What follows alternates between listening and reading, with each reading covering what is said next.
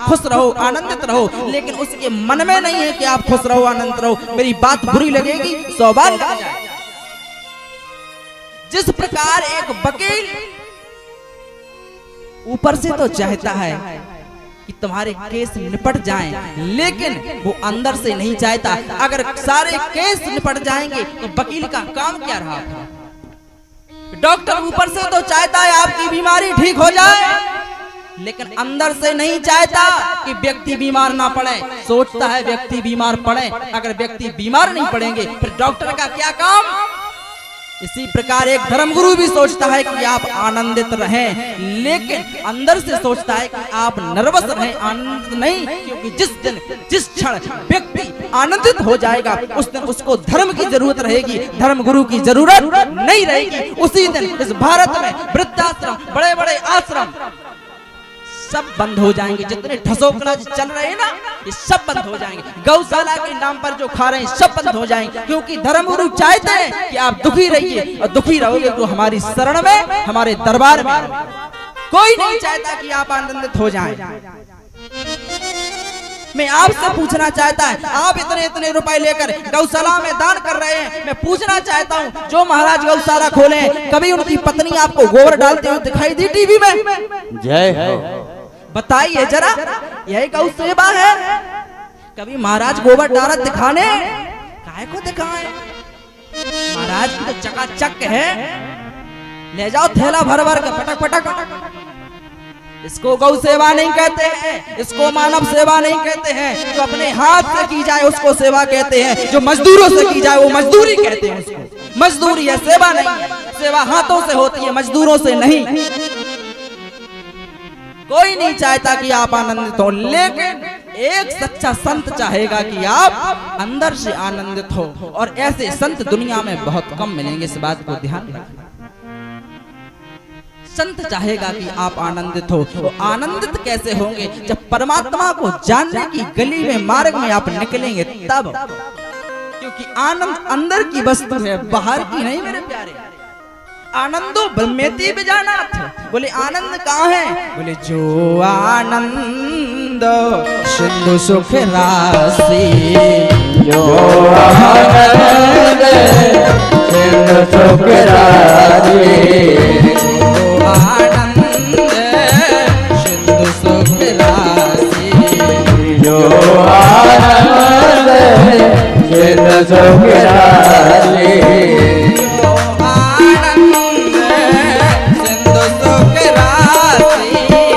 जो आनंद सिंधु सुख राशि, जो आनंद सिंधु सुख राशि, हंसी करते लोक सुभाषी, करते लोक सुभाषी। बोले जो आनंद सिंधु सुख राशि, सीकर त्रिलोक सुपासी। बोले आनंद कहाँ है? बोले आनंद तो स्वरूप परमात्मा है। बोले वो परमात्मा कहाँ मिलेगा? बोले बाहर नहीं मिलेगा। वो परमात्मा आपके अंदर निवास करता है, वो परमात्मा बाहर नहीं। इन मंदिरों को क्यों बनाया जाता है? आपको स्मरण रहे इस संसार में भगवान नाम की भी कोई चीज होती है, लेकिन भगवान को अगर आप पाना चाहते हैं तो बाहर कहीं नहीं मिलेगा। आप वेदांत कहता है अहम ब्रह्मास्मि।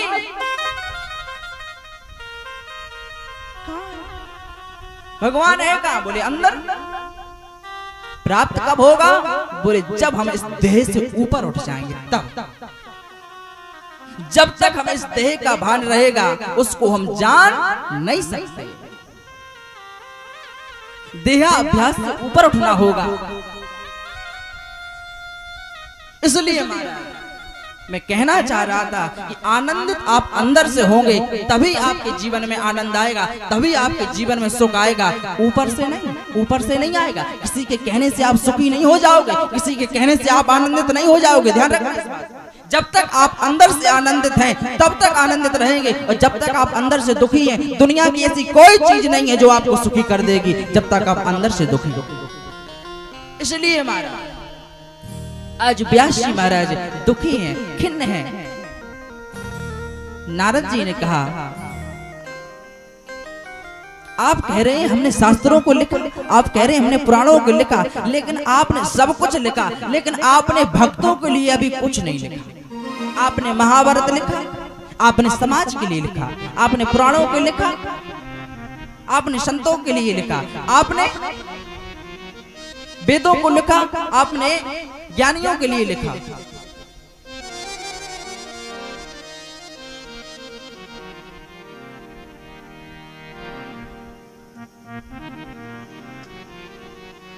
लेकिन आपने भक्तों के लिए कुछ भी नहीं लिखा।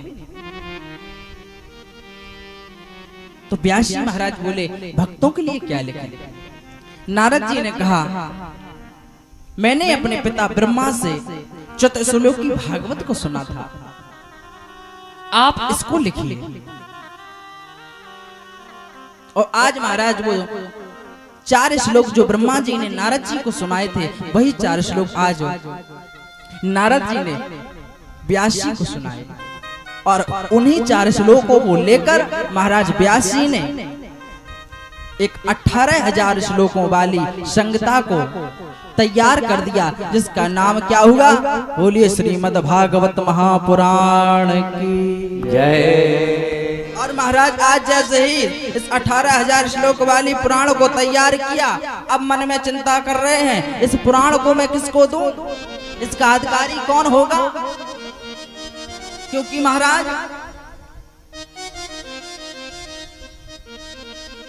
किसको सुनाऊं, ऐसा कौन है? बाबा गोस्वामी जी लिख रहे हैं क्या कि गूढ़ों तो ना साधु दुरावे, गूढ़ों तो ना साधु दुरावे,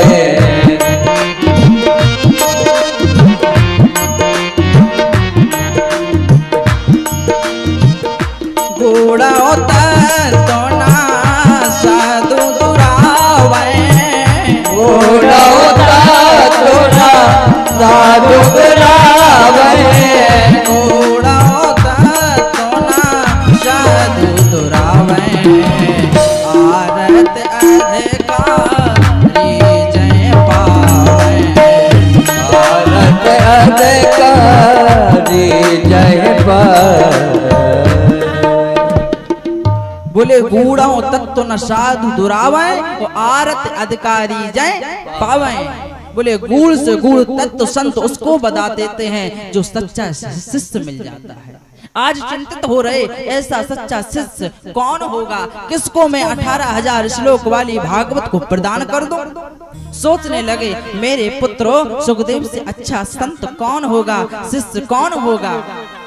और महाराज आज सोच रहे हैं ना जाने वो कहाँ होगा, वो तो जंगल में तपस्या के लिए चला गया। व्यास जी ने आज विचार किया और गौरमुख नाम के शिष्य को बुलाया और कहा जाओ तुम जंगल में संविदा लेने के लिए जब जाना तो महाराज मैं तुमको एक श्लोक सिखा रहा हूँ, इस श्लोक को गाना। क्या? बोले बड़ा पीड़म नटवर बपो कर्णयो कर्णकारकम बिभ्रतवास कनक कपसम बैजयंती चामाला।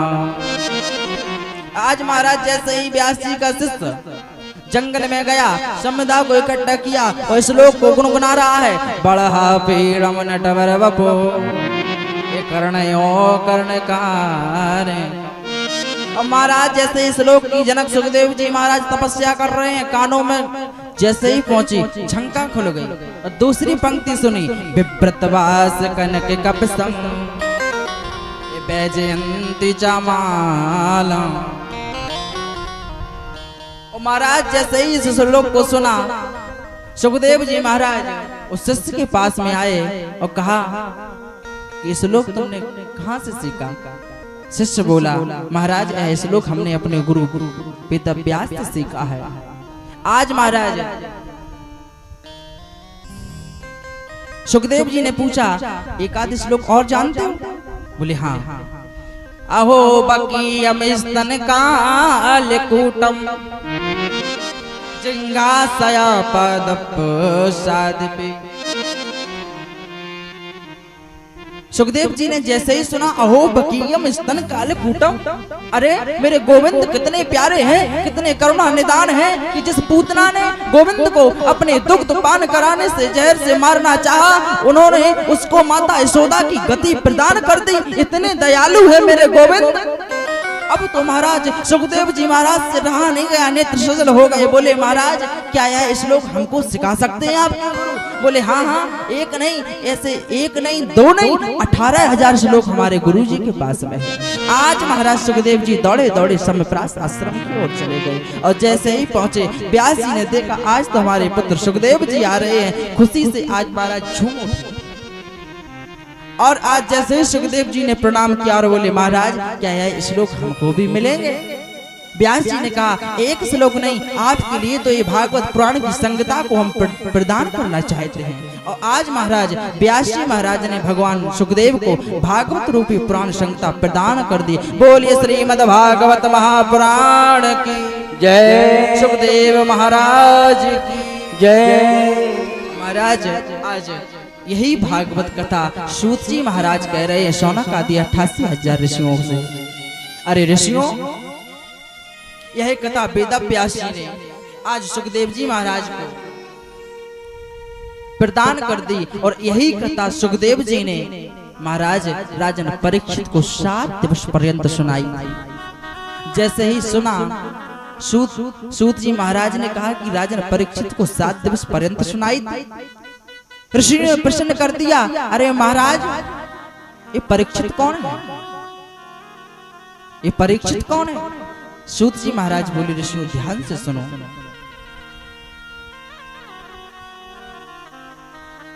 यदा मृदे कौरव सृंजयाना वीर थे सुवीर गतिम गतेषु द्रकोदरा विदुगदाभिमर्षा भगुनोरुदन्ने धृतराष्ट्रपुत्रे। सूत जी कहते हैं ऋषियों, बात उस समय की है जब महाभारत विराम हो चुका था।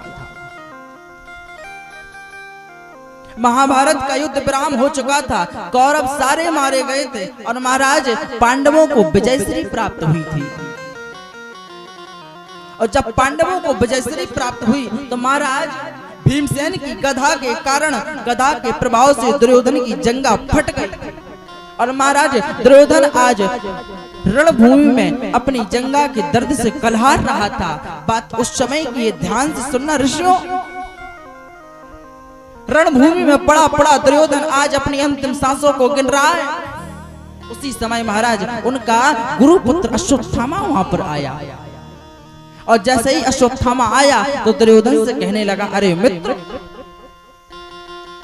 शायद आपने जिनको अपना सेनापति चुना वो शरीर से तो आपके साथ थे, लेकिन वो विजय तो पांडवों की चाहते थे। अरे मित्र, अगर तुमने हमें आज मौका दिया होता तो आज आपकी ये गति नहीं होती। अरे मित्र, आज हमें तुम्हें देखकर दया आ रही है। दुर्योधन रणभूमि में पड़ा पड़ा कलार रहा, कहा मित्र, हम 100 भाई थे और वो 5 भाई थे, लेकिन हम 100 के 100 मारे गए, वो 5 के 5 जीवित हैं। लेकिन मित्र जो हुआ सो हुआ, लेकिन अगर तुम हमें अपना मित्र मानते हो, मेरे 100 भाई मारे गए कोई बात नहीं, लेकिन अगर आप मित्र हो तो मेरी एक अंतिम इच्छा है, क्या उसको पूरी करो? बोले बिल्कुल। बोले हमारी यह अंतिम इच्छा है कि आप 5 नहीं, केवल एक ही पांडव का वध करके मेरे सामने ले आओ। अश्वत्थामा ने जैसे ही सुना, बोले मित्र, तुम एक ही बात करते हो, मैं आज 5 को मारकर तुम्हारे सामने पटक दूंगा। आज महाराज देखिए, दुर्योधन रणभूमि में पड़ा है, अंतिम सांसें गिन रहा है, लेकिन इसका स्वभाव नहीं बदला। स्वभाव नहीं बदला, आज भी चाह रहा है कि पांडवों का विनाश हो जाए, पांडवों को तो मार कर लाओ मेरे सामने। ये दुष्ट प्रवृत्ति के लोग होते हैं। संतों ने कहा कि दुष्ट न छोड़े दुष्टता, दशा भले जो होए, ज्यों ज्यों कुचलो सर्प को, ये भैया त्यों त्यों क्रोधी होए। बोले जो दुष्ट प्रवृत्ति के लोग होते हैं वो दुष्टता नहीं छोड़ते। तुम चाहे इतना उनको कूटना, चाहे इतना मारना, चाहे कुछ कहना, वो अपनी दुष्टता नहीं छोड़ेंगे जब तक मर नहीं जाएंगे। दुष्ट लोग, तुम चाहे जितना अच्छा काम करना, लेकिन वो एक ना एक कमी उसमें बता ही देंगे। चाहे तुम भगवान का काम करो, चाहे तुम इंसान का काम करो, कुछ भी करो, एक ना एक कमी वो बता ही दे।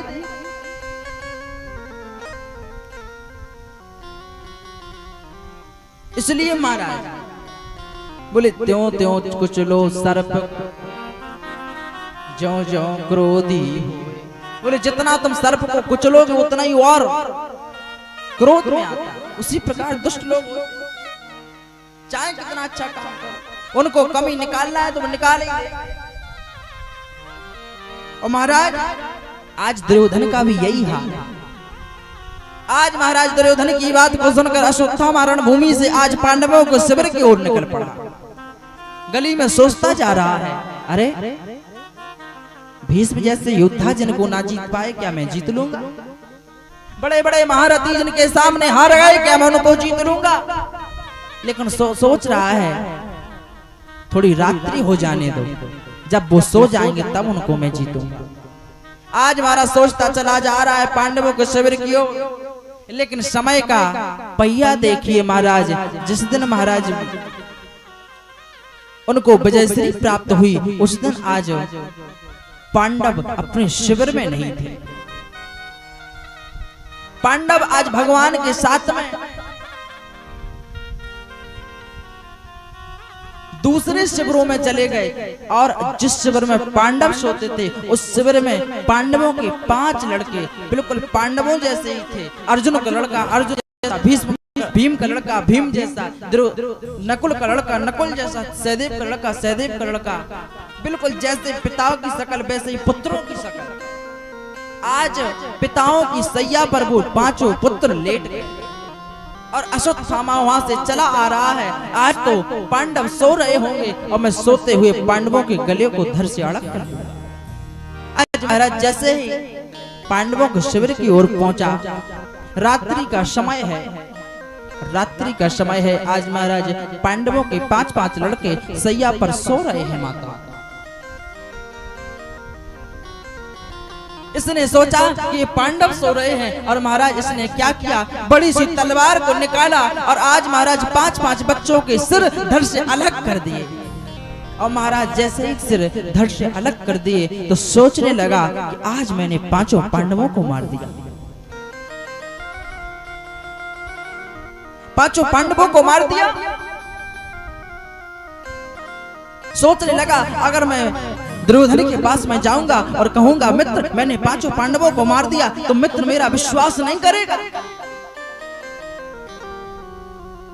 आज इसने क्या किया महाराज, 5 पांडवों के जो पुत्रों के सिर थे ना, रात्रि थी, इसको कुछ समझ में नहीं आया, 5 पुत्रों के सिर को उठाया और झोली में भरा, और महाराज आज रणभूमि में जा पहुंचा जहां पर दुर्योधन पड़ा हुआ है। और महाराज जैसे ही पहुंचा और बड़े खुशी के साथ में बोला, मित्र तुम एक की बात करते थे, तुम एक की बात करते थे, हमने आज 5 पांडवों को मौत के घाट उतार दिया है।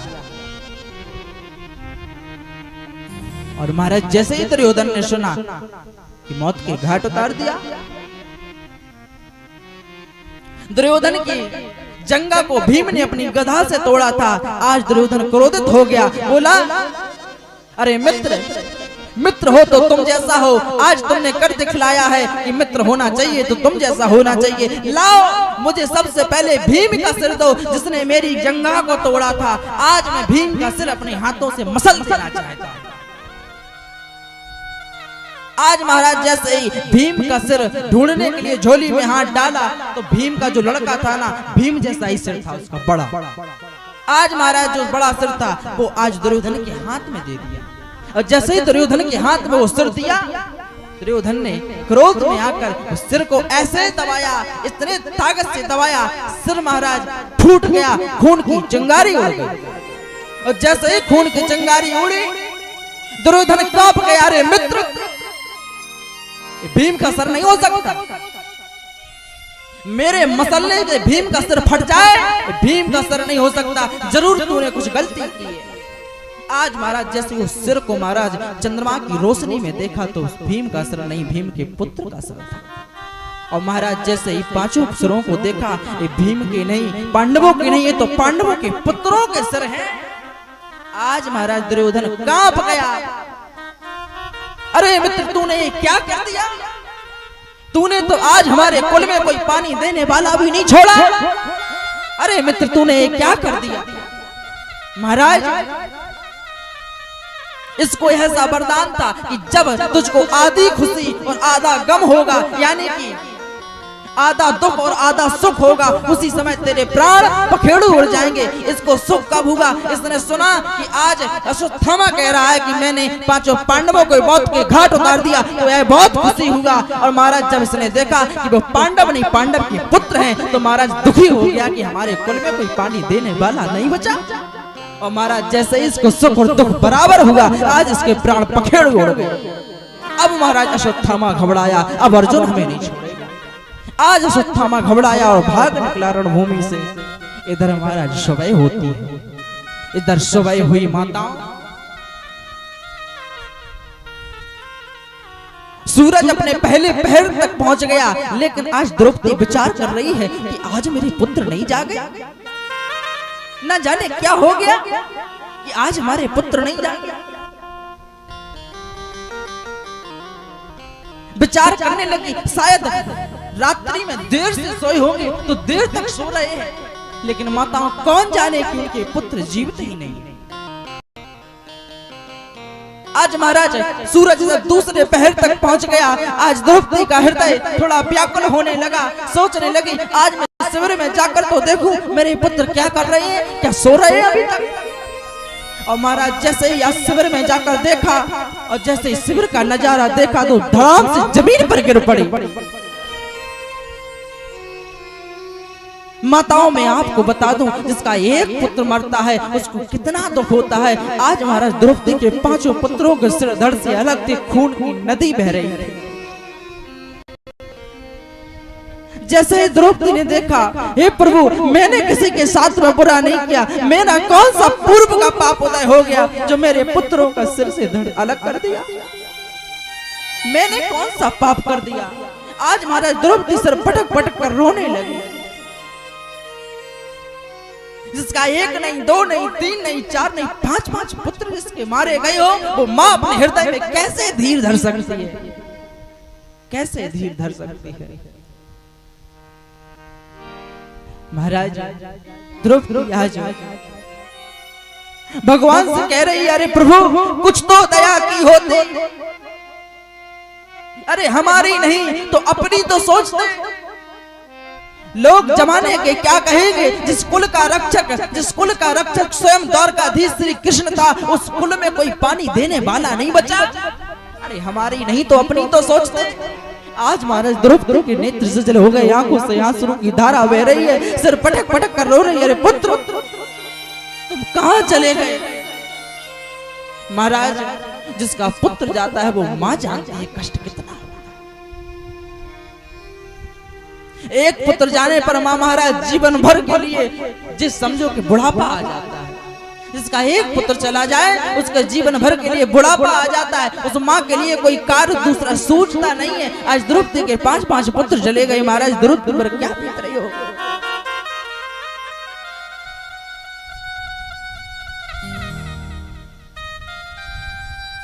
महाराज जैसे अर्जुन को पता चला, अर्जुन आए, दुष्ट राय, कहा देवी आप चिंता मत कीजिए,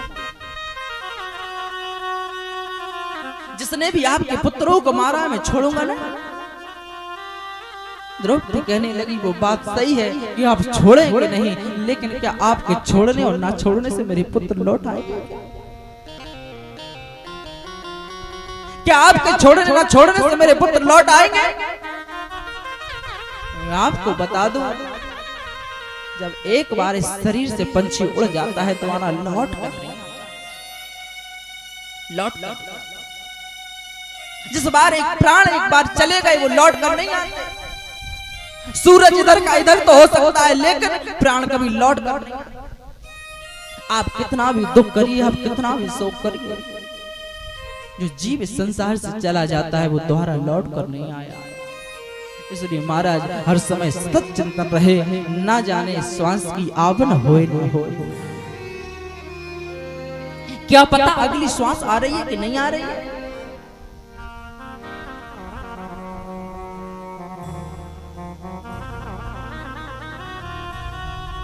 संतों ने क्या कहा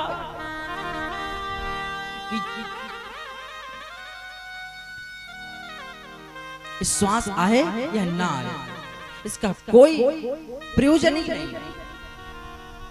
कि क्षण भंगुर जीवन की कल का,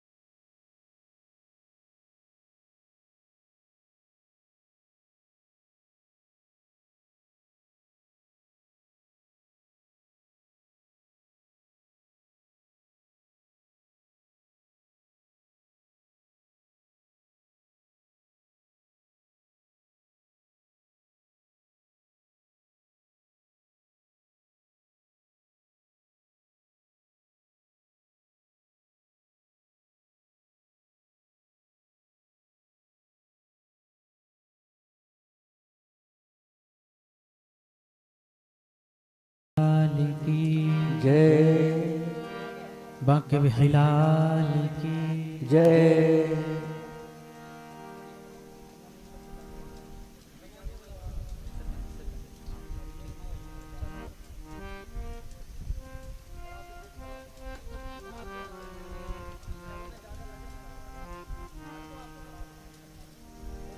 बोली वृंदावन बिहारी लाल की जय।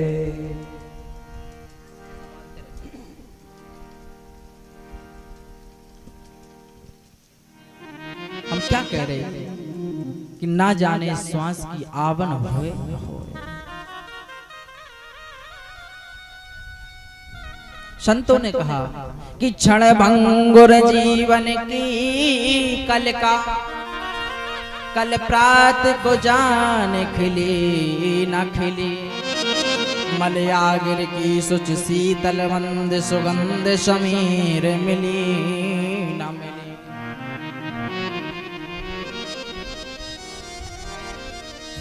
कल काले कुठार लिए फिरता, तन नम्र सी चोट झिली ना झिली।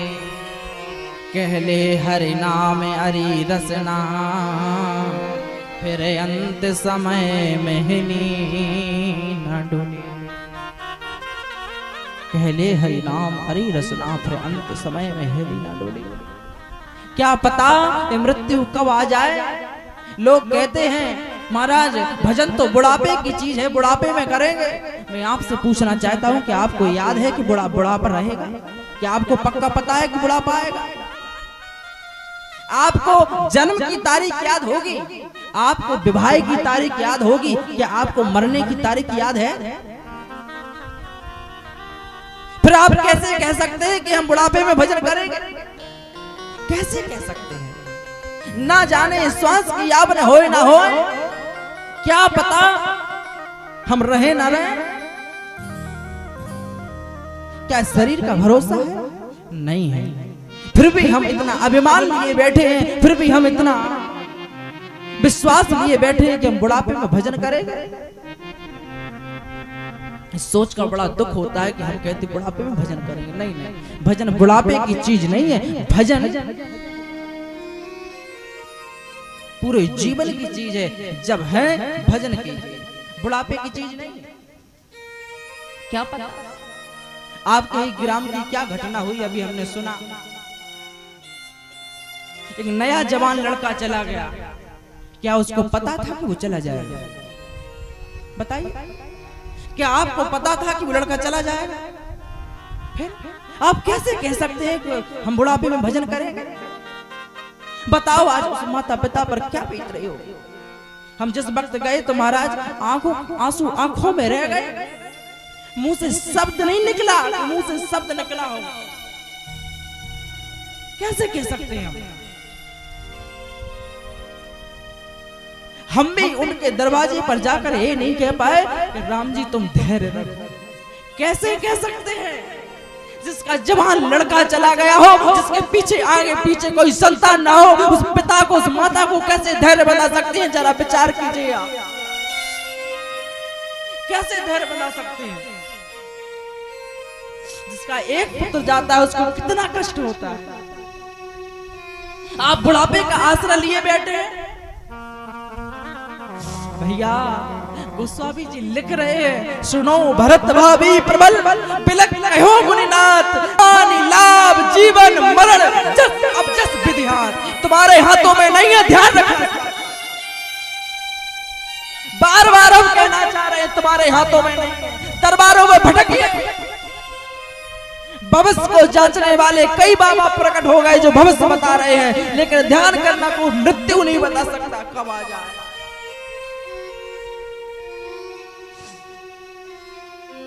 क्या पता था कि इतना बड़ा करेंगे इस पुत्र को पाल के वो पुत्र चला जाए? लोग बातें कर रहे हैं महाराज उसकी बुद्धि बिगड़ गई, मानता हूं बुद्धि बिगड़ गई, लेकिन इस विचार तो करो, मरने से तो अभी जीव डरते हैं, जीव जंतु भी मरने से डरते हैं। हम लोग बुढ़ापे हैं, अस्पतालों में डरे, लेकिन मरने से डरते हैं। उस समय उसका कितना हृदय कठोर हुआ होगा कि उसे मौत से भी डर नहीं लगा, मौत से भी डर नहीं लगा।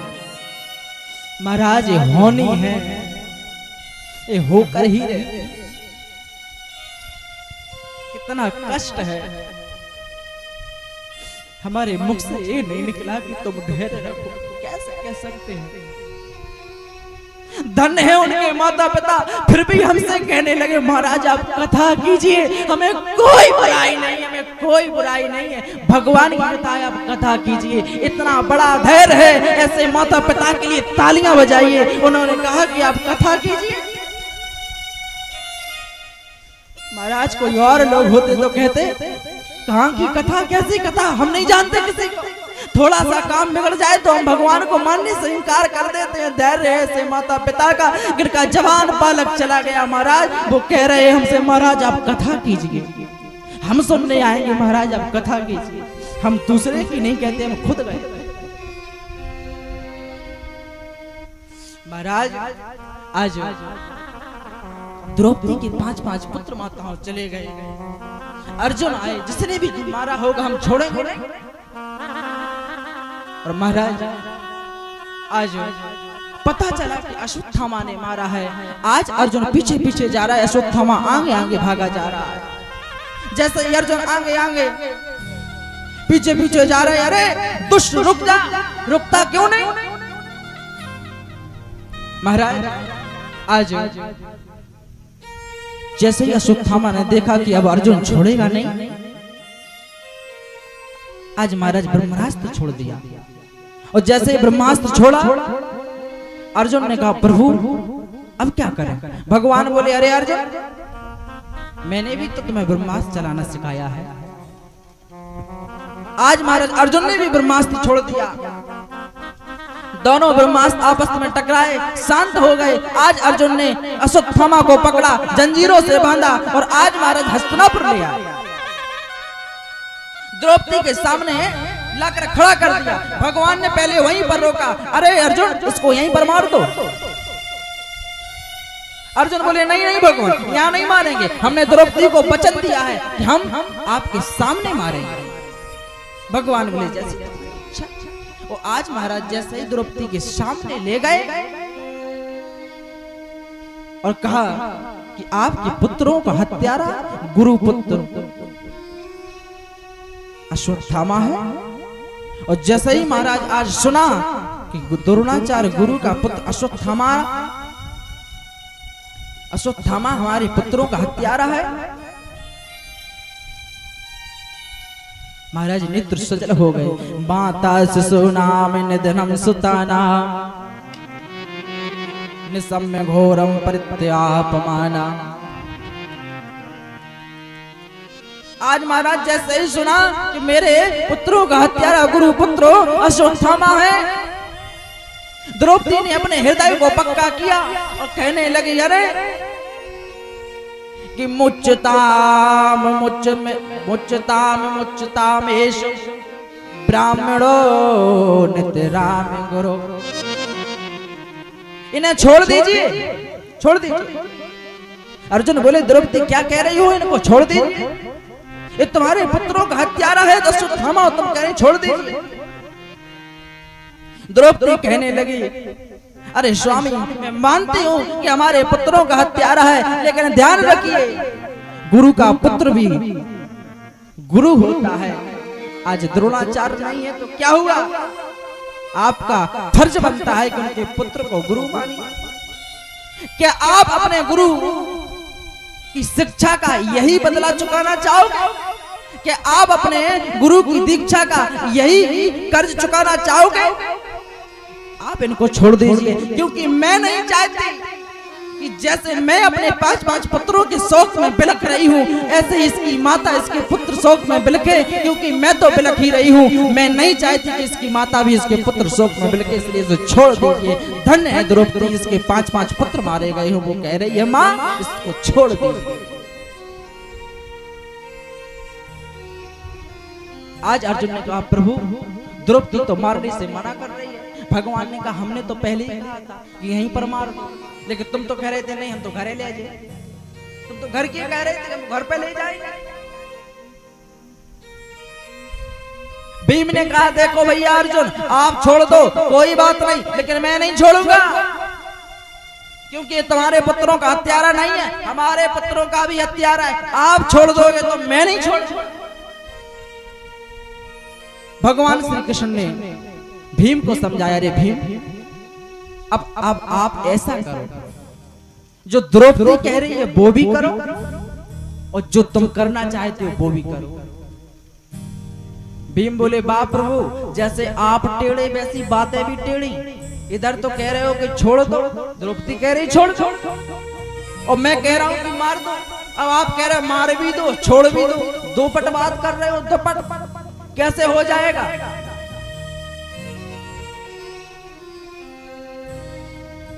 कहा भीम गीता के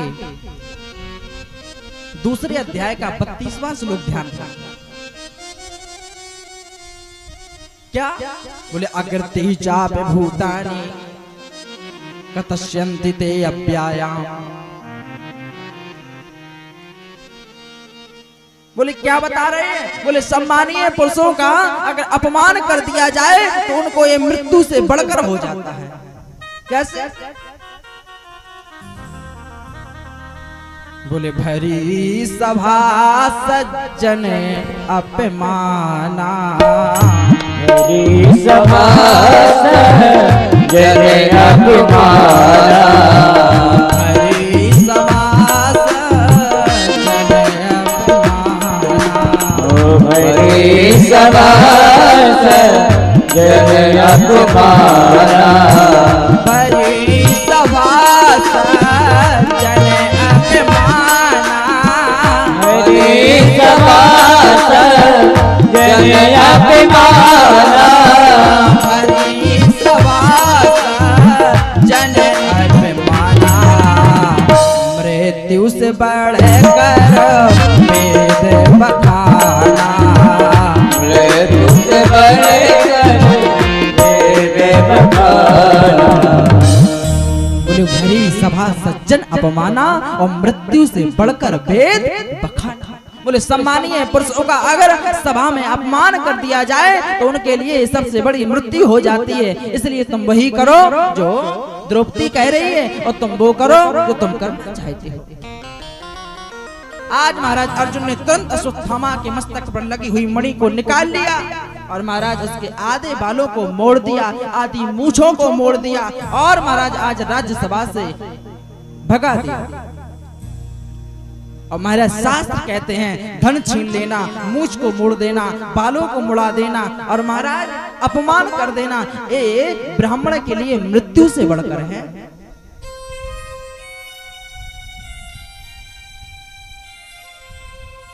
महाराज आज महाराज उसको भगा दिया गया। सूत जी महाराज कह रहे शौनकादि 88,000 ऋषियों बड़े ध्यान से सुनना। इसके बाद में आज पांडवों ने अपने मरे हुए स्वजनों का गंगा के किनारे पिंडदान किया।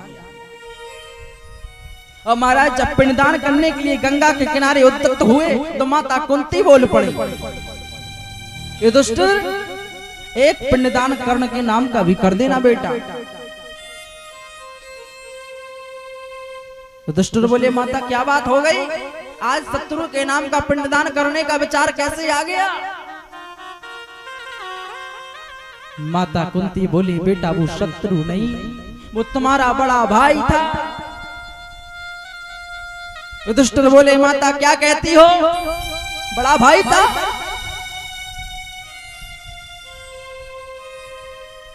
कैसे? माता कुंती ने कहा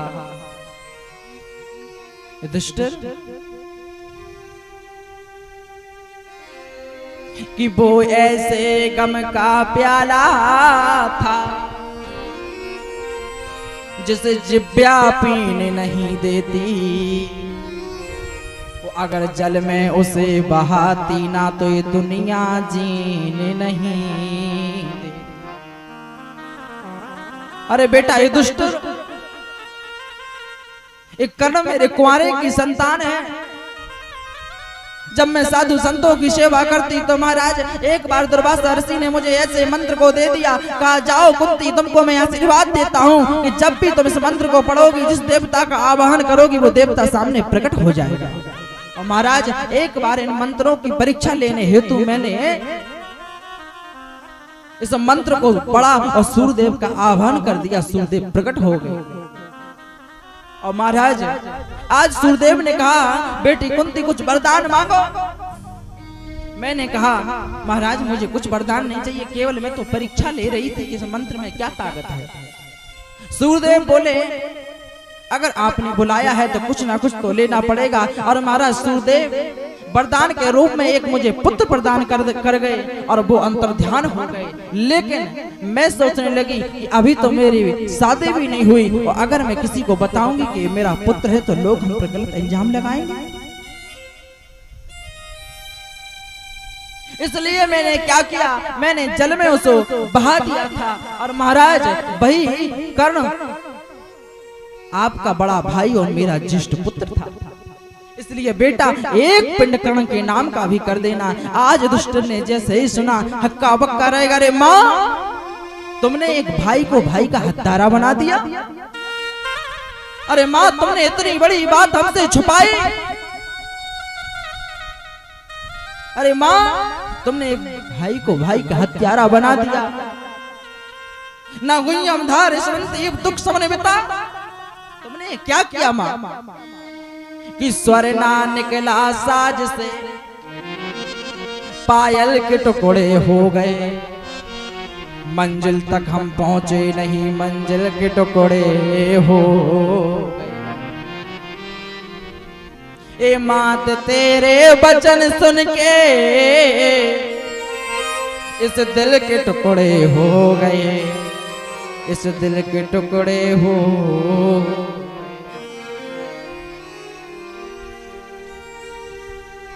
माता कुंती आज नेत्र सजल हो गए। युधिष्ठिर ने कहा मैया आपने इतनी बड़ी बात छुपाई, लेकिन आज युधिष्ठिर सारी नारी जाति को श्राप देता हूं कि आज से कोई भी गुप्त बात आपके पेट में पचेगी नहीं, क्योंकि आज आपने इस बड़ी बात को छुपा के रखा जिससे एक भाई भाई का हत्यारा बन गया। आज से मैं श्राप देता हूं कि आज से कोई भी बात नारी जाति के पेट में छुप नहीं सकती। अरे माँ, तुमने बहुत बड़ा अपराध कर दिया। अरे माँ, आपने बहुत बड़ा अपराध कर दिया। अगर राजमाता माँ, अगर राजमाता राज ना छुपाती, अगर राजमाता राज ना छुपाती, तो भाई से अटूट नाता चारा न जाता। करण जैसा भाई मार न जाता, करण जैसा भाई मारा न जाता, करण जैसा भाई मारा न जाता। अगर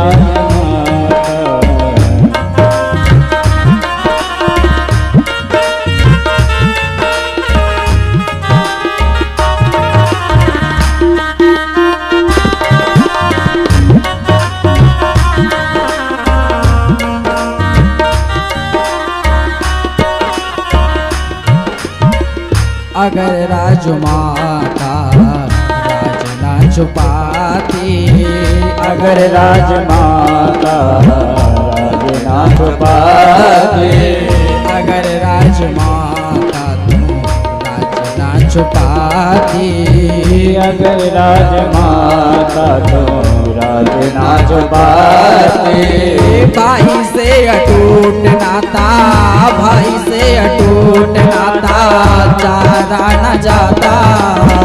करण जैसा भाई मारा न जाता, करण जैसा भाई मारा न जाता।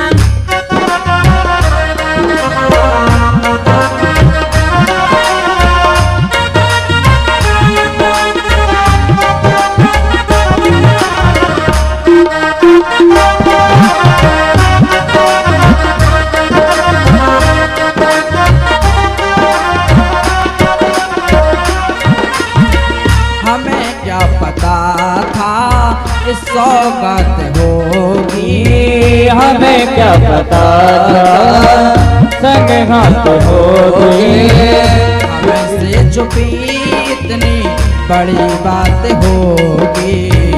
हमें क्या पता था संगत होगी, इतनी बड़ी हमसे छुपी बात होगी। यही सोचते होंगे दिन रात होगी, यही सोचते हूँ दिन रात होगी। मेरे दिल में ना जाने क्या बात होगी, नैनों से वो नैनों तारे ना जलाता, नैनों से नैनों का तारा न जाता।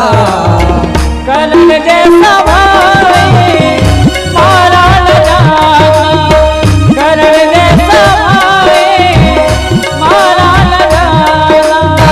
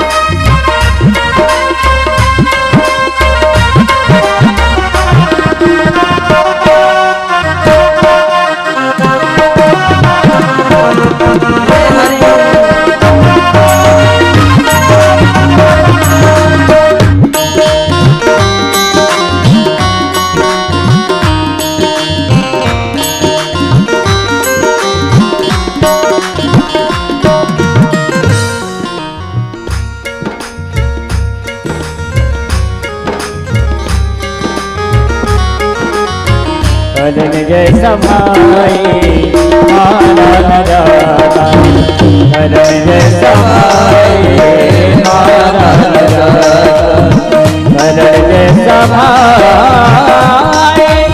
ओ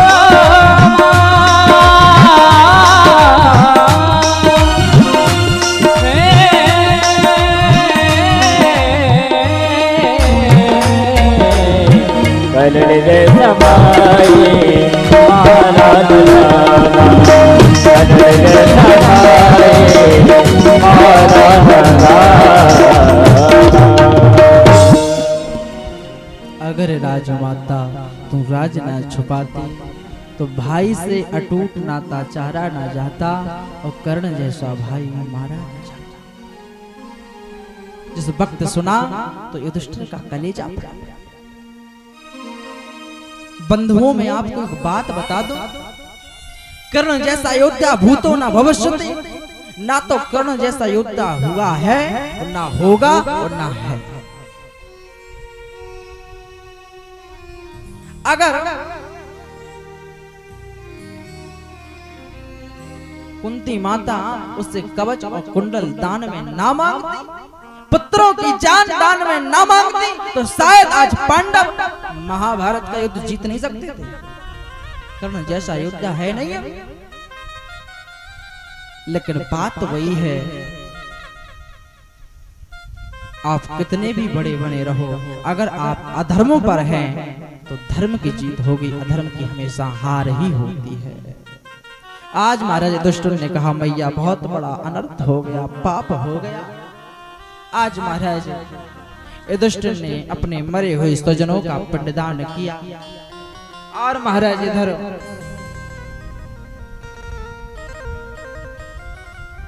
ऋषियों ने युधिष्ठिर को सिंहासन पर आरूढ़ करवाया और अश्वमेध यज्ञ हुआ। और आज महाराज भगवान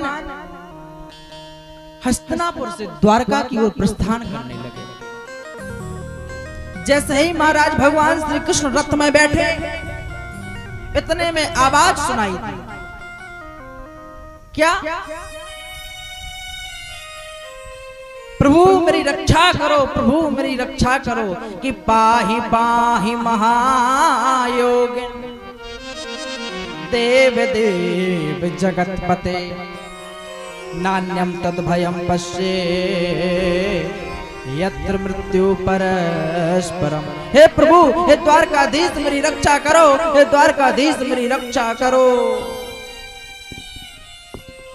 ये महाराज कौन चिल्ला रहा है? ये अभिमन्यु की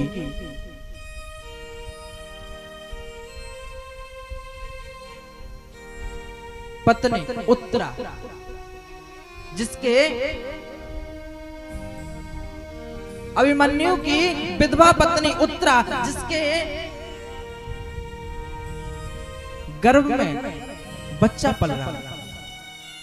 और महाराज आज मौका को लगते ही अश्वत्थामा ने उस गर्भ पर ब्रह्मास्त्र का प्रहार कर दिया और आज ब्रह्मास्त्र के प्रभाव से महाराज उसका गर्भ जलने लगा और उत्तरा आज पुकार रही है, प्रभु मेरी रक्षा करो, मेरी रक्षा करो, हे द्वारकाधीश मेरी रक्षा करो।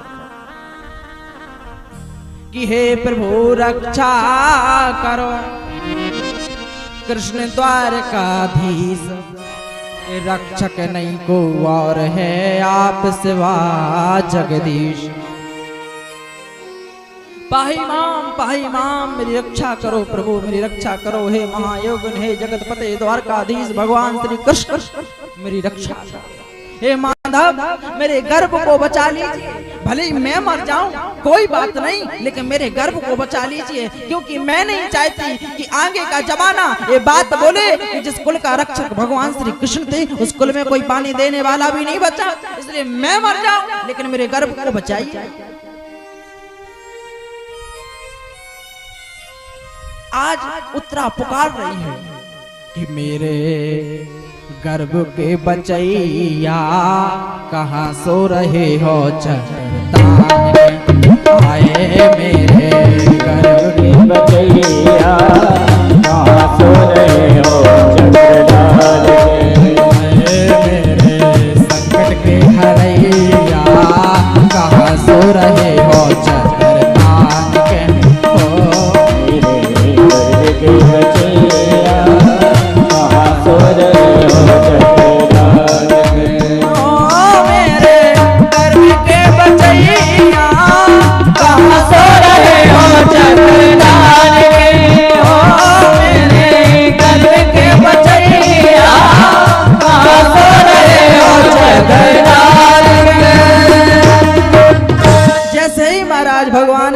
कानों में जनक पड़ी, मुझे पुकार रहा है कोई दौड़। और महाराज आज देखा कि ब्रह्मास्त्र का प्रयोग कर दिया अश्वत्थामा ने। आज महाराज देखा कि उत्तरा का गर्भ जल रहा है, तुरंत अंगुष्ठ मात्र रूप बनाया और आज महाराज उत्तरा के गर्भ में प्रवेश कर गए। और आज उत्तरा के गर्भ में प्रवेश करके भगवान ने ब्रह्मास्त्र को शांत किया। और महाराज जैसे ही ब्रह्मास्त्र को शांत किया और आज जैसे ही बाहर निकले तो महाराज भगवान का एक नाम और पड़ गया। बोलिए उत्तरायण भगवान की जय। महाराज संतों ने कहा धन्य है वो कुंती जिसने अपने पांडव जैसे पुत्रों को भक्त बनाया, जिसके गर्भ से पांडव जैसे पुत्र, पांडव जैसे भक्त पैदा हुए। धन्य है वो माता कुंती, धन्य है वो माता देवकी जिसके गर्भ से पारब्रह्म परमात्मा ने जन्म लिया। लेकिन धन्य धन्य है वो माता उत्तरा जिससे महाराज भगवान और भक्त दोनों ने जन्म लिया। महाराज क्योंकि भक्त परीक्षित हुए और भगवान उसके गर्भ से बाहर निकले। धन्य है माता उत्तरा जिसने भक्त और भगवान को दोनों को अपने गर्भ में स्थापित किया।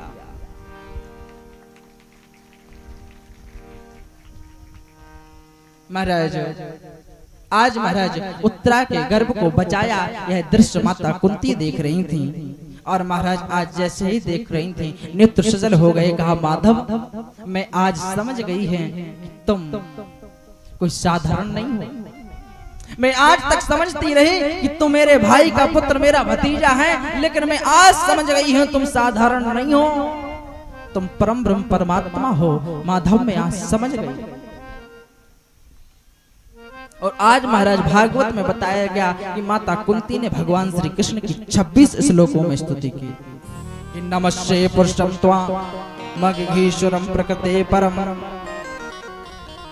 कि कृष्णाय वासुदेवाय देवकी नंदनाय च नंद गोप कुमाराय गोविंदाय नमो नमः। नमः पंकज नावाहे नमः पंकज मालिने नमः पंकज नेत्राय नमस्ते पंकजराज। आज महाराज स्तुति करी प्रभु आप परम पूर्ण परमात्मा हैं। माता कुंती बड़े प्यार से स्तुति कर रही थी तो भगवान ने कहा बुगा ये क्या कर रही हो, भतीजे की स्तुति कर रही हो कि भगवान की। कुंती बोली हम समझ गए, अब तुम भतीजे नहीं रहे, अब तुम भगवान हो। भगवान बोले बुआ तुम हमको भगवान समझ रही हो। कुंती बोली हाँ तुमको भगवान समझ रही। तो बोले भगवान है तो वरदान मांग लो, वरदान मांग लो। देखिए माता कुंती से कहा कि वरदान मांग लो। माता कुंती ने कहा अरे माधव अरे कृष्ण अगर तुम मुझे वरदान देना चाहते तो एक ही वरदान देना। बोले कौन? जो संसार में कोई मांगना नहीं चाहेगा वो माता कुंती ने वरदान मांगा। क्या? विपदा सन्तु न शाश्वतत्र तत्र जगत गुरु भवतो दर्शनम यत्साद पुनर्भवम दर्शनम। हे प्रभु आप देना ही चाहते हो तो मुझे ऐसा वरदान दीजिए कि मेरे जीवन में दुखों की बौछार होती रहे, दुख ही दुख मेरे जीवन में आए। बताओ माताओं कौन चाहेगा ऐसा कि मेरे जीवन में दुख आवे? लेकिन माता कुंती कह रही है कि मेरे जीवन में दुख आए ऐसा वरदान मुझे दो। भगवान श्री कृष्ण बोले बुआ तुम्हारे जीवन में क्या कम दुख थे जो तुमने दुख का वरदान मांग लिया? तुम्हारा जीवन कैसे गुजरा है मैं जानता हूं। दुखों से तुम्हारा जीवन गुजरा और आज जब सुख के दिन आए तो तुमने दुख मांग लिया। बोले माधव बात वो नहीं है। तो बोले क्या बात है? बोले बात इसलिए है, बात यह है कि जब जब हम दुख में होते हैं तब तब हम आपको याद करते हैं। जब जब हम पर संकट आता है तो आप हमारे साथ में रहते हैं। अगर हम सुखी हो जाएंगे तो आप हमको छोड़कर द्वारका चले जाएंगे। ये माता कुंती का प्रेम है भगवान के प्रति, इसलिए कह रही हैं हमको आप जीवन भर के लिए दुख दे दीजिए। बोली अरे माधव किसके माथे सिल पड़े जो हरि सुमिरन को भुलाए, बलिहारी बा दुख की जो पल पल नाम रटा। भैया हम सुखी में भगवान की याद करें ना करें कोई बात नहीं, लेकिन जब दुख होता है तब बेजा सुमरते हैं। जब दुख हो तब बेजा सुमरत। हे मे महेश्वरी मैया, हे मे बाबाजू, हे मे लाज रखियो, ए जे बे जाने कितने देवता याद आ जाओ जब दुख परत और जब सुख ही हो तब पता ही नहीं है महेश्वरी मैया कौन कोने में रह रहे गाँव की कोई मतलब नहीं। चाहे कुटिया ही ना जाओ तो महीना महीना भर, और जब दुख पर तो दौड़े दे जैसे। लेकिन संतों ने क्या कहा, बोले दुख में सुमिरन सब करे, सुख में करे न कोई, और जो सुख में सुमिरन करे सो दुख काहे। या इसलिए सुख में सुमिरन करो, दुख में नहीं, दुख में नहीं सुख में करो। इसलिए महाराज कि वृंदावन में हुक्म चले बरसाने वारी का, तालियों की सेवा के सुख में करो। अब सुख है सबको, सुख में करेंगे सुमरन। और हमारे पूज्य महाराज श्री का आगमन हुआ है तो हमारी ऐसी इच्छा है कि महाराज श्री हमारे भगवान के कृष्ण के भजन में थोड़ा झूमेंगे। सभी लोग बड़ी तालियों की सेवा कि वृंदावन में हुक्म चले बरसाने वाली का, और दोनों हाथ उठाकर मेरा श्याम दीवाना है मेरी राधा रानी का, मेरा श्याम दीवाना है मेरी राधा रानी का। वृंदावन में हुक्म चले बरसाने वाली का, वृंदावन में हुक्म चले बरसाने वाली का। मेरा श्याम दीवाना है मेरी राधा रानी का, मेरा श्याम दीवाना है बरसाने वाली का। मेरा श्याम दीवाना है मेरी राधा रानी का, मेरा श्याम दीवाना है श्री राधा रानी का।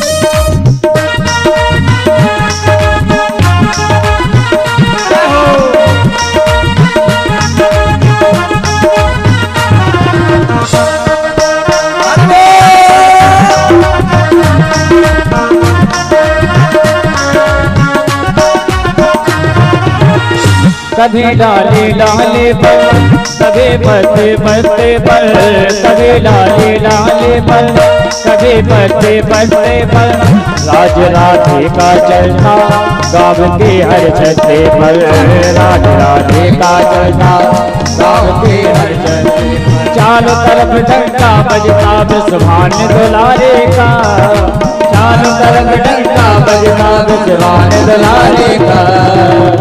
अच्छा महाराज जी तो नृत्य कर रहे हैं भगवान के भजन में, आप लोगों में ताली भी नहीं बज रही, बताओ मीठी मीठी ताली तो सभी लोग बजाएं दोनों हाथ खोल के।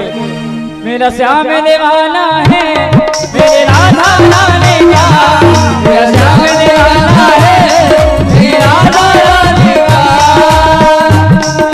जय हो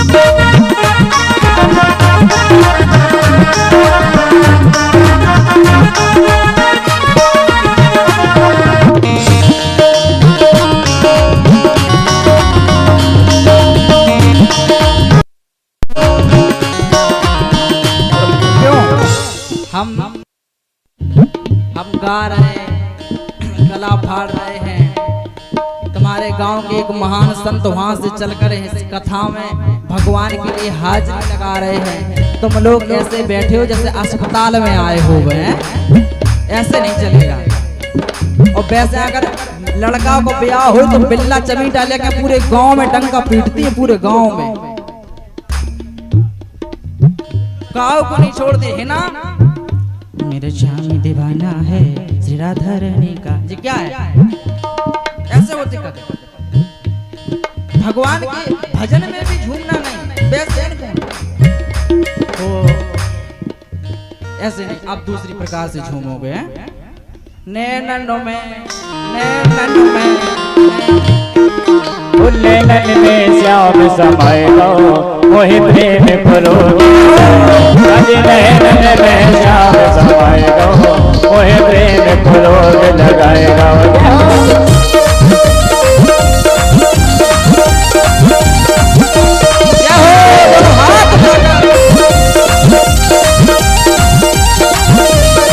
नैनन में श्याम समाए गो मोहि प्रेम परोगे लगाए गो। अज नैनन में श्याम समाए गो मोहि प्रेम परोगे लगाए गो।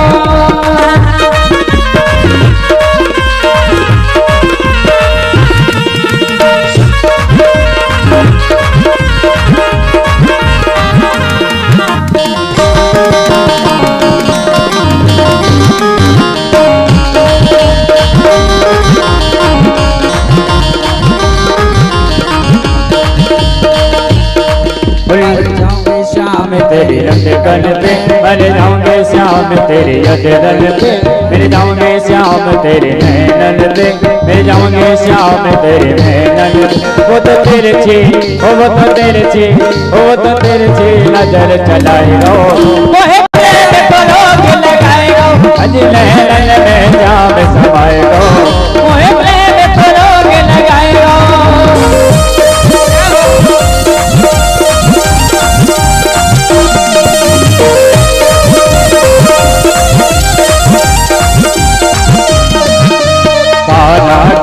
दीवानी बन जाऊं कान्हा की दीवानी। कौन कौन दीवाना है जरा हाथ खोल के मस्त में झूम के बोलेंगे।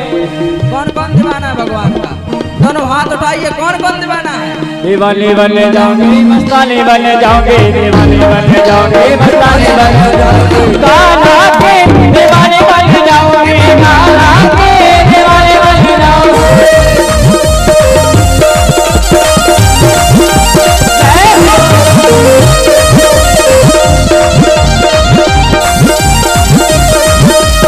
कान्हा मेरो गाय चरावे मैं ग्वालिन बन जाऊं।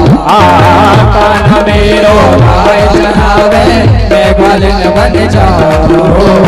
पीछे पीछे चुप के गाय चराने जाऊं। पीछे पीछे चुप के गाय चराने जाऊं। भक्तानी बन जाऊंगी भक्तानी बन जाऊंगी भक्तानी बन जाऊंगी भक्तानी बन जाऊंगी। कान्हा के दीवानी बन जाऊंगी कान्हा के दीवानी बन जाऊंगी, दीवानी बन जाऊंगी मस्तानी बन जाऊंगी, दीवानी बन जाऊंगी मस्तानी बन जाऊंगी। कान्हा के दीवानी बन जाऊंगी मैं कान्हा के दीवानी बन जाऊंगी, कान्हा के दीवानी बन जाऊंगी। बोले वृंदावन बाके बिहारी लाल की जय, राधा रानी सरकार की, नपनिया धाम की जय, महेश्वरी मैया की जय हो जय हो। श्री राधा सच्ची कह रहा, एक अंगन को रोम नहीं सर को ऐसे। महाराज जी को बार बार प्रणाम है। ऐसे संत जो भगवान श्री कृष्ण के प्रेम में अश्रु प्राप्त करने लगते हैं, धन्य है ऐसे संत। ऐसे संत के लिए 2000 तालियों की सेवा की जाए।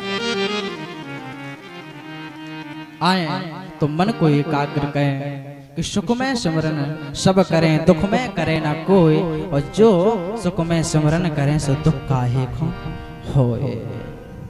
आज महाराज भगवान ने जशोई माता कुंती के प्रेम भरे वचनों को सुना तो आज द्वारका जाना निरस्त किया। और महाराज आज जैसे ही राज्यसभा में पहुंचे तो देखा कि युधिष्ठिर का जो मन है बहुत खिन्न है।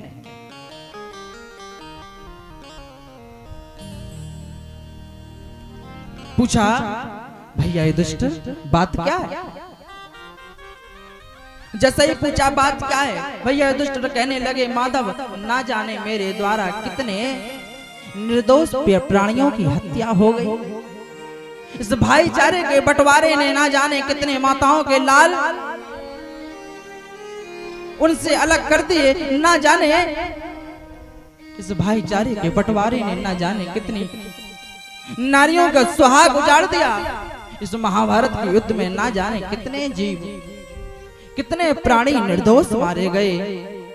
मैं बहुत चिंतित हूँ। भगवान ने समझाया, अरे भैया ये तो धर्म और अधर्म की लड़ाई थी, ये तो सत्य और असत्य की लड़ाई थी, इसमें आपका कोई दोष नहीं है, ये तो हमारी इच्छा थी।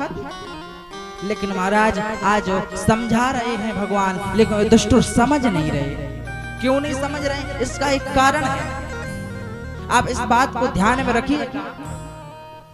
भगवान समझा रहे हैं युधिष्ठिर को, लेकिन युधिष्ठिर जी समझ नहीं रहे। इसका कारण यह है, भगवान कौन है? बोले परम ब्रह्म परमात्मा है। और बोले किसको समझा रहे? युधिष्ठिर को। और बोले ये वही भगवान है जिसने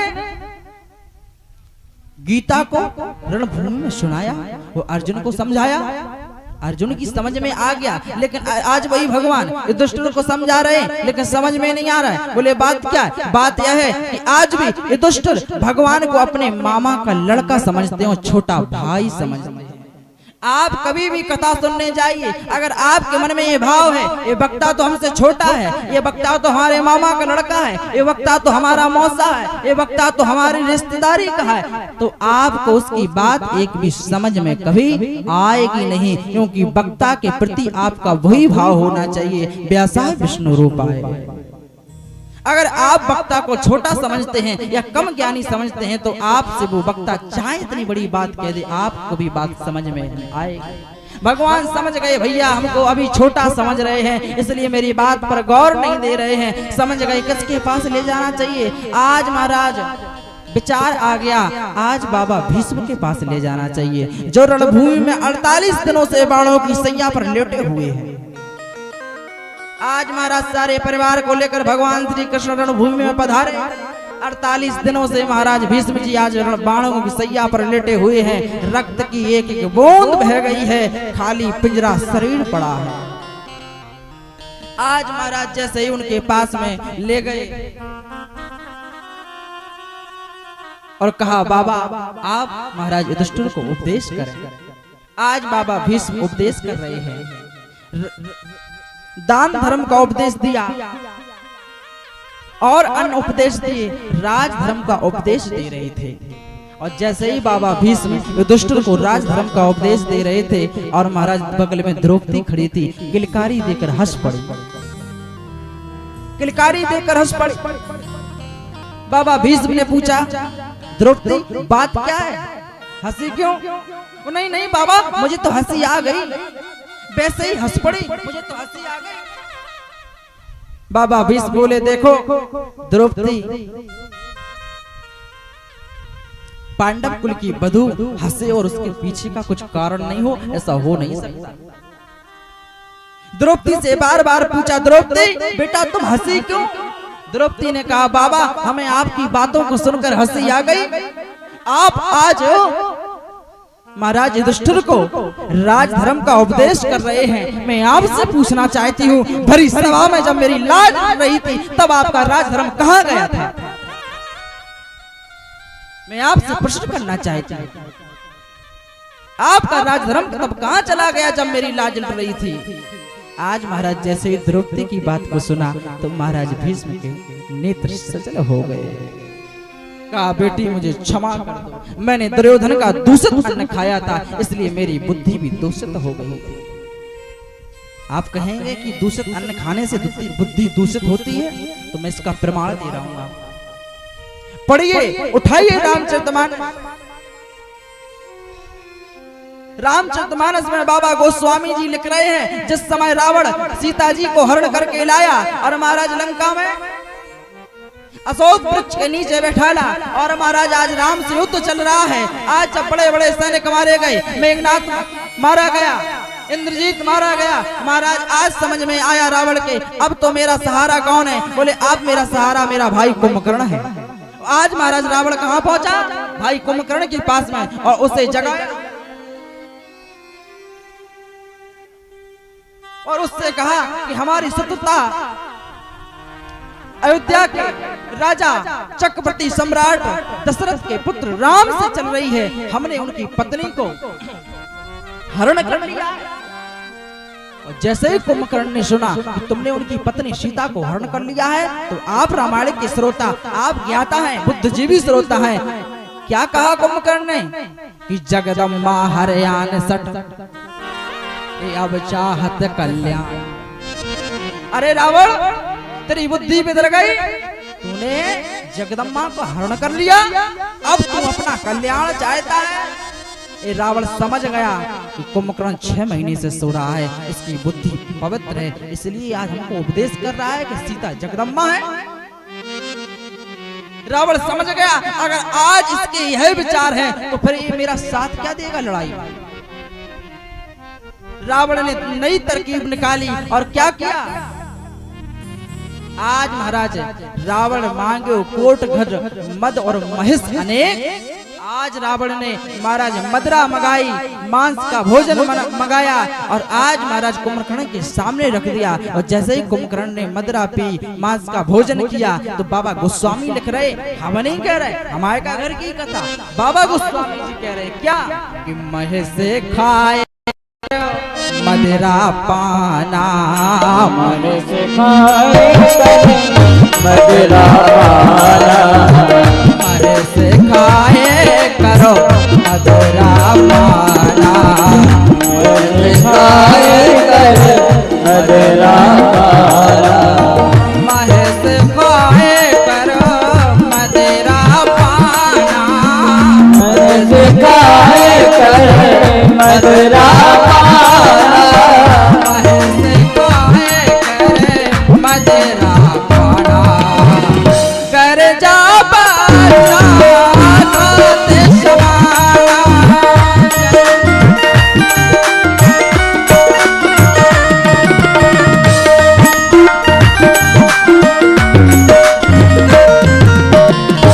बोले महिष खाए कर मदरा पाना और गर्जा बजरा घास समाना।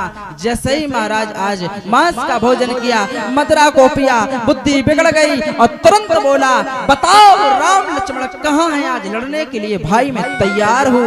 वही कुंभकर्ण जो कुछ समय पहले कह रहा था कि जगदम्बा हरयान सट अब चाहत कल्याण। तो महाराज मैं आपको बताना ये चाहता हूँ, कहने का अभिप्राय यही है, अगर आप शुद्ध सात्विक भोजन करोगे तो आपकी बुद्धि पवित्र रहेगी। अगर आप अशुद्ध और अपवित्र भोजन करोगे, दूषित भोजन करोगे, तो आपकी बुद्धि दूषित हो जाएगी। यही बात माता द्रौपदी से बाबा भीष्म कह रहे हो, बेटी मेरी बुद्धि तो दूषित हो गई थी क्योंकि मैंने पापी दुर्योधन का दूषित अन्न खाया था। बेटी गलती तो मुझसे हो गई, अब मुझे क्षमा कर दो बेटी, मुझे क्षमा कर दो। और महाराज मैं आपको बता दूं, आज महाराज भीष्म जी ने युधिष्ठिर को राज धर्म दान धर्म का उपदेश दिया और भगवान के चरणों में प्रार्थना की, प्रभु हे वंशी वाले, आज हमको 48 दिन हो गए हैं और आज उत्तरायण का समय हो गया है, अब मेरे जाने का समय है। प्रभु आपके चरणों में एक प्रार्थना है। आज भीष्म जी ने भगवान श्री कृष्ण के चरणों में स्तुति की। स्तुति करके महाराज स्तुति करने लगे और कहने लगे, प्रभु इतना तो करना स्वामी जब प्राण तन से निकले, इतना तो करना स्वामी जब प्राण सभी लोग प्रार्थना करेंगे। इतना तो करना स्वामी जब प्राण तन से निकले, गोविंद नाम लेकर, गोविंद जब प्राण तन से निकले, इतना तो करना स्वामी जब प्राण तन से निकले, इतना तो करना स्वामी जब प्राण तन से निकले।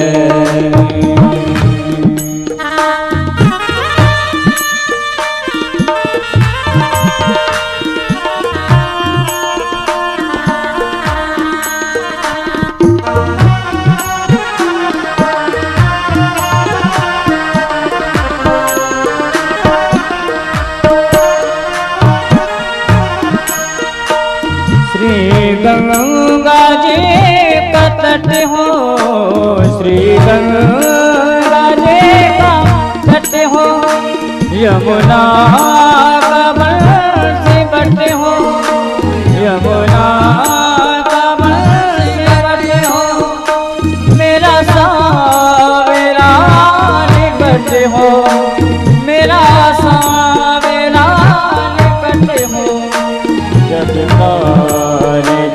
से निकले, इतना तो करना स्वामी जब प्राण तन से निकले, गोविंद नाम लेकर जब प्राण तन से निकले, जब प्राण तन से निकले, जब प्राण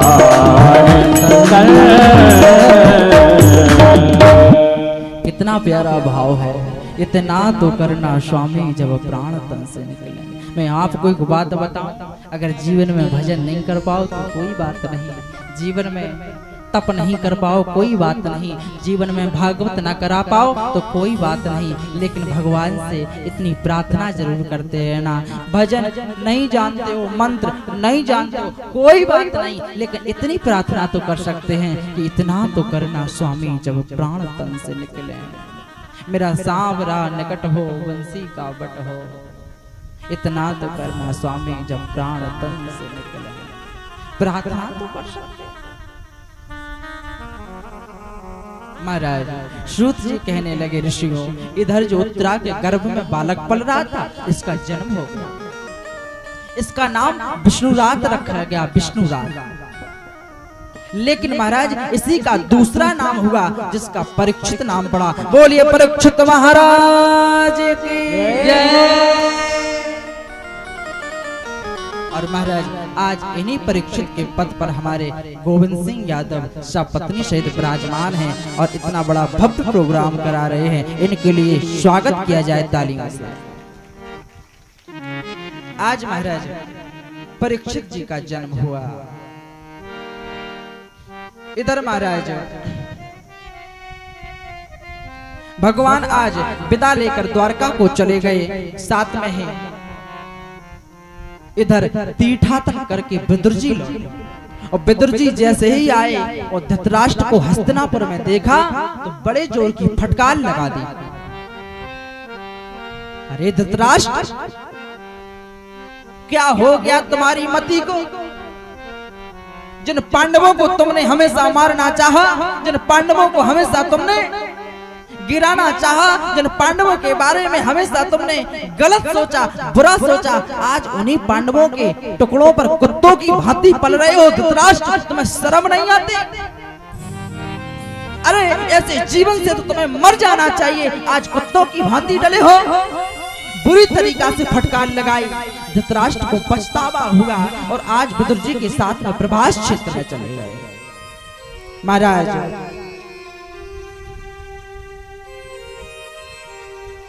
आज महाराज गांधारी और धृतराष्ट्र विदुर जी के साथ में चले गए और भगवान का भजन करके स्वधाम को प्राप्त हुए। महाराज इधर क्या हुआ, इस बात को जैसे ही पांडवों ने सुना कि ताऊ जी और ताई जी महल में नहीं है, वो तो विदुर जी के साथ में भजन करने निकल गए हैं, तो बड़ा दुख हुआ। और आज महाराज पांडवों ने भी विचार किया कि हम भी आज अपने नन्हे से पुत्र परीक्षित को राज सिंहासन